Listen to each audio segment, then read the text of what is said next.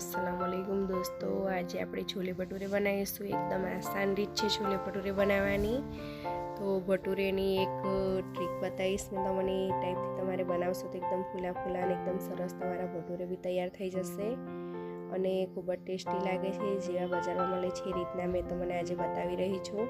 તો ચાલો આપણે બનાવવાનું સ્ટાર્ટ કરીએ। छोले भटूरे बनावा माटे आपणे सौथी पहेला भटूरानो लोट बनावવાનો છે। તેના માટે મેં 500 ગ્રામ મેદો લઈ લીધો છે। 500 ગ્રામ મેદાની અંદર આપણે 100 ગ્રામ સોજી એડ કરવાની છે। 500 ગ્રામ મેદાની અંદર 100 ગ્રામ સોજી ઇનફ છે। વધારે નાખશો તો પછી તમારે શું છે કે જે ભટૂરે હોય તે મેદાને લીધે થોડાક એને જે ચીકાશ હોય છે મેદાનો તે લીધે સરસ રીતે થઈ જાય છે ભટૂરે। પછી સોજીને લીધે વધારે છૂટો પડી જાય છે। એમ બી એને આપણે લોટ બાંધીને તો આપણે મૂકી જ રાખવાનો હોય છે, પણ આટલી સોજી ઇનફ છે એના માટે। એની અંદર આપણે નાખીશું મીઠું। તો અડધી ચમચી મેં મીઠું લઈ લીધું છે। સ્વાદ પ્રમાણે આપણે એની અંદર મીઠું એડ કરવાનું છે। તો અડધી ચમચી મેં મીઠું અંદર એડ કર્યું છે। પરફેક્ટ મેજરમેન્ટ સાથે મેં તમને ભટૂરેનું માપ બતાવી રહી છું। તો એક વખત ઘરે જરૂરથી ટ્રાય કરજો છોલે ભટૂરે। હવે એની અંદર આપણે સોડા નાખવાનો છે। સોડા મેં હાફ ટીસ્પૂન લઈ લીધો છે। તમે જોઈ શકો છો કે હાફ ટીસ્પૂન મેં સોડા લીધો છે, તે આપણે અંદર નાખી દઈશું। એક ચમચી આપણે એની અંદર ખાંડ નાખવાની છે।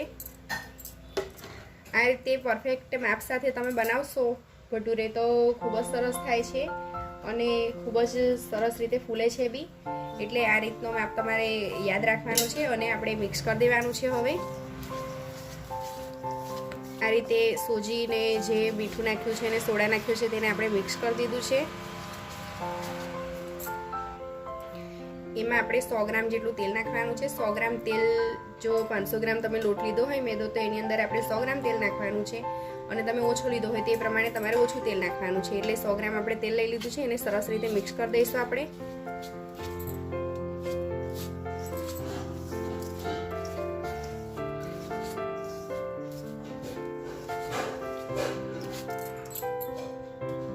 આપણું સરસ તેલ મિક્સ થઈ ગયું છે। જોઈ શકો છો તમે કે તેલ સરસ રીતે મિક્સ થઈ ગયું છે। એની અંદર આપણે દહીં નાખવાનું છે। તો મેં 3 ચમચી જેટલું દહીં નાખી રહી છું। ચમચી એટલે થોડીક મોટી ચમચી લીધી છે મેં, એ પ્રમાણે તમારે દહીં એની અંદર નાખવાનું છે। એટલે મિનિમમ મેં એની અંદર 50 ગ્રામ જેટલું દહીં નાખી રહી છું। 50 ગ્રામ આપણે એની અંદર દહીં નાખવાનું છે અને એને બી સરસ રીતે આપણે મિક્સ કરી દેવાનું છે। અંદર આ રીતે સરસ રીતે મિક્સ કરી દેવાનું છે લોટની અંદર। હવે લોટમાં દહીં ને તેલને લીધે થોડું મોઇસ્ચર આવી ગયું હોય છે, એના માટે પાણી આપણે સાચવીને નાખવાનું હોય છે, જેથી કરીને લોટ એકદમ ઢીલો બી ના થઈ જાય। એટલે આપણે થોડું થોડું કરીને અંદર પાણી એડ કરીશું અને જે રીતે આપણે રોટલીનો લોટ બાંધીએ છીએ એ રીતે આપણે લોટ બાંધી દેવાનો છે।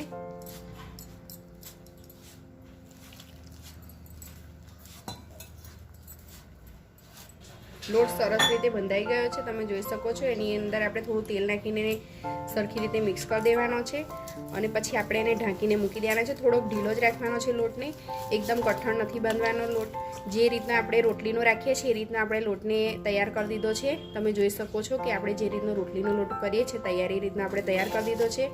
કેમ કે સોજી અંદર નાખી છે, સોજી બી અંદરનું જે પાણી છે તે શોષી લેશે, એટલા માટે આપણે આ રીતનો લોટ રાખ્યો છે। હવે એને આપણે ઢાંકીને મૂકી દઈશું। 10 થી 15 મિનિટ માટે આપણે એને ઢાંકીને મૂકી દેવાનો છે।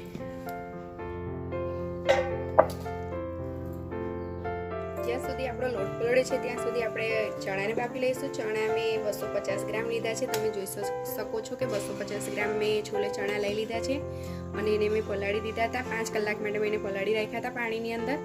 અને જો તમારે થોડીક વધારે ઉતાવળ હોય તો પછી તમે ગરમ પાણીની અંદર પલાળી શકો છો। મેં ઠંડા પાણીમાં જેને પલાળ્યા હતા એને આપણે કુકરની અંદર એડ કરી દઈશું। કુકરમાં આપણે બધા ચણાને નાખી દેવાના છે। એની અંદર આપણે 2 મીડિયમ સાઈઝના બટાકા નાખવાના છે। બટાકાને આપણે એની સાથે જ બાફી લેવાના છે। બટાકા ઓપ્શનલ છે, તમારે નાખવા હોય તો નાખી શકો છો, પણ બટાકાથી બી છોલે ચણાનો ટેસ્ટ ખૂબ જ સરસ લાગે છે। એક વખત મારી રીતે જરૂરથી ઘરે ટ્રાય કરજો, તો તમને ખૂબ જ પસંદ આવશે આ છોલે ભટૂરેની રેસીપી। તો બટાકા અંદર આપણે નાખી દીધા છે। એની અંદર આપણે સ્વાદ પ્રમાણે મીઠું નાખવાનું છે। 1 ચમચી જેટલું મેં મીઠું લીધું છે, તે આપણે એની અંદર નાખી દઈશું। એટલે ચણાના ભગનું ને બટાકાના ભગનું આપણે મીઠું અંદર એડ કરી દીધું છે। એની અંદર આપણે 2 ગ્લાસ પાણી નાખવાનું છે। આપણે 2 ગ્લાસ પાણી નાખી દીધું છે એની અંદર। પાણી નાખી દીધા પછી આપણે એની અંદર આપણે વિસલ વગાડવાની છે, પણ અંદર મને પાણી થોડુંક ઓછું લાગે છે એટલા માટે મેં હજુ 1 ગ્લાસ જેટલું અંદર એડ કરી રહી છું. તમે જોઈ શકો છો કે ચણા હજુ ડૂબી નહીં રહ્યા પાણીની અંદર. ચણા અંદર કમ્પ્લીટ પાણીમાં ડૂબે ત્યાં સુધીનું આપણે પાણી અંદર રાખવાનું છે, જેથી કરીને ચણા સરસ રીતે બફાઈ જાય અને એકદમ સોફ્ટ થઈ જાય. અમે બીજું 1 ગ્લાસ અંદર પાણી એડ કરી દીધું છે. પરફેક્ટ માપ છે એનો પાણીનો. તમે જોઈ શકો છો કે આ રીતે 250 ગ્રામ જે ચણા હોય એની અંદર 3 ગ્લાસ પાણી મરે ગયું છે. એ પ્રમાણે તમારે અંદર પાણી એડ કરવાનું છે. હવે આપણે એની અંદર 1 તજનો ટુકડો અને 2 જે બાદિયાના ફૂલ આવે છે તેના ટુકડા આપણે અંદર એડ કરી દઈશું અને આપણે કુકરનું ઢાંકણું બંધ કરી દેવાનું છે. આપણે 5 થી 6 વિસલ વાગવા દેવાની છે કુકરની. 5-6 વિસલથી કમ્પ્લીટ જે ચણા છે તે આપણા કમ્પ્લીટ બફાઈ જશે. કેમ કે પલળેલા છે એટલા માટે એને વધારે વાર નહીં લાગે, એટલા માટે આપણે 5-6 વિસલ વગાડી દઈશું. જ્યાં સુધી આપણા ચણા બફાય છે ત્યાં સુધી એનો મસાલો આપણે તૈયાર કરી દઈશું. મસાલો તૈયાર કરવા માટે મેં 4 મીડિયમ સાઇઝની ડુંગળીને આ રીતે મોટા મોટા ગબ્બા કરી લીધા છે. એને આપણે મિક્સર જારમાં પીસી કાઢવાના છે. આ રીતે બધા ગબ્બાની આપણે મિક્સર જારમાં નાખી દઈશું અને એને પીસી લઈશું. એક વખત મારી રીતથી ઘરે જરૂરથી ટ્રાય કરજો. બિલકુલ સહેલી રીત છે, કશી જ વાર નહીં લાગતી. જે રીતના બધા કહે છે કે થોડુંક ડિફિકલ્ટ છે, થોડુંક અઘરું પડે છે છોલે ચણા ભટુરે બનાવવાનું, પણ એવું બિલકુલ જ નથી. એકદમ સહેલી રીત છે. એક વખત ઘરે જરૂરથી ટ્રાય કરજો મારી રીતે. ડુંગળી પીસાઈ ગઈ છે.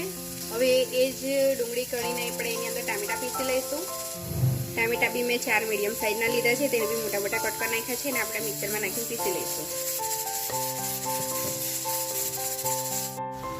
આપણે વઘાર કરવા માટે 150 ગ્રામ જેટલું તેલ નાખવાનું છે. અંદર થોડી તેલની ક્વોન્ટિટી થોડી વધારે હોય છે છોલે ચણામાં, એટલે થોડું વધારે તેલ નાખવાનું છે. આપણે તેલમાં વઘાર એડ કરવાનો છે. તેના માટે મેં 2 થી 3 તેજપત્તા લઈ લીધા છે, 2 થી 3 તજ લીધા છે અને જે બાદિયાના ફૂલ છે તેને તોડીને લઈ લીધા છે. આ રીતે એને આપણે એની અંદર નાખી દઈશું તેલમાં. આપણે હવે એની અંદર ડુંગળી એડ કરવાની છે. આપણે ડુંગળી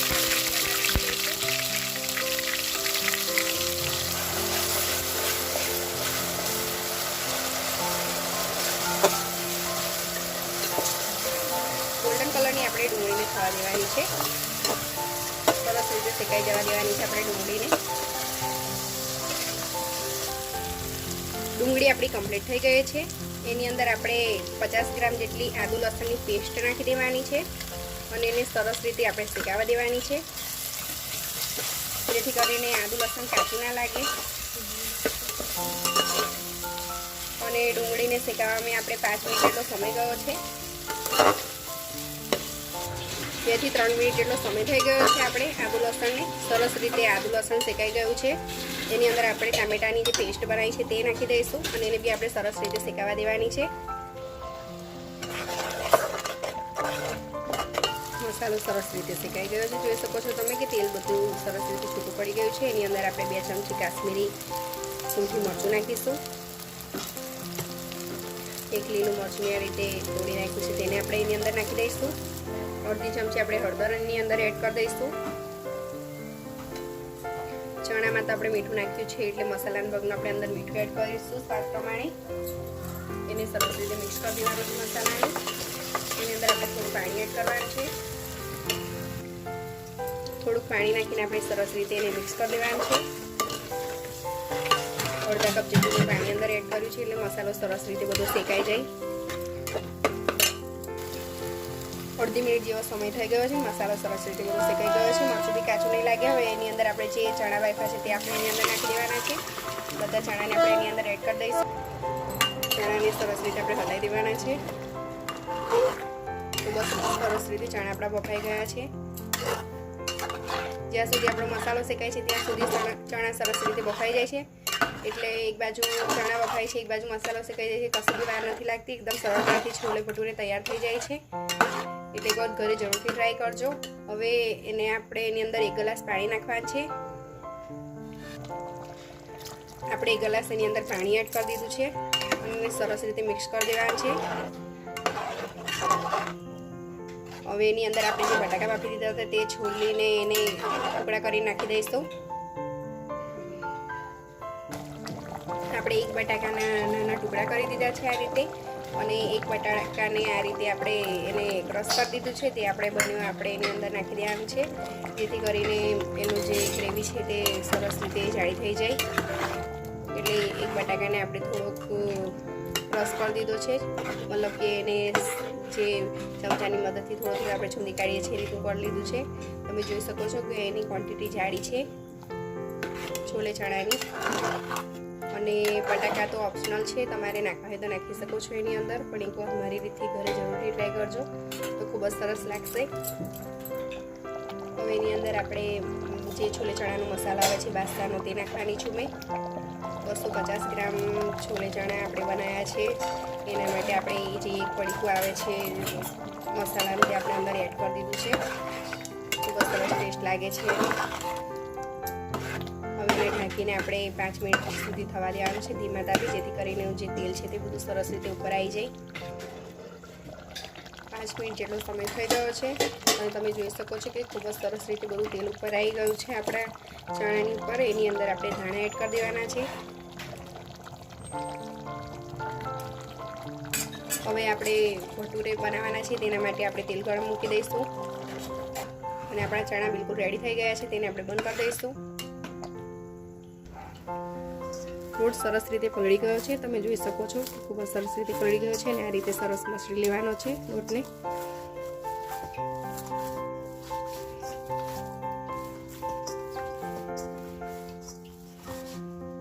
આપણે આ રીતે ગોલું લઈ લેવાનું છે લોટનું, એને ગોલ ગોલ કરીને પછી એને આપણે ભટુરે બનાવવાનો છે. થોડુંક મોટું લેવાનું છે, જેથી કરીને ભટુરે એકદમ સરસ રીતે તૈયાર થાય. આ રીતે આપણે ભટુરેને વણી લેવાનો છે. ભટુરે થોડા લાંબા બનાવવાના હોય છે રીતે, એટલે આ રીતે થોડોક લાંબો તમે હાથ મારશો એટલે ભટુરે તમારો તૈયાર થશે લાંબો.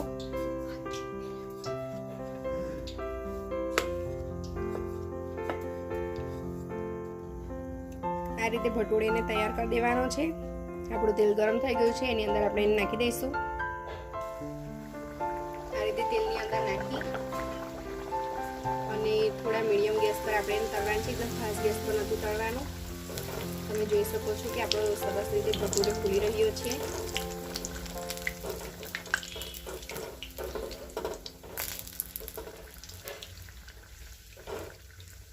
એકદમ સરસ આપણો ભટુરે ફૂલીને તૈયાર થઈ ગયો છે. આ રીતે આપણે બધા ભટુરે બનાવીને તૈયાર કરી દેવાના છે.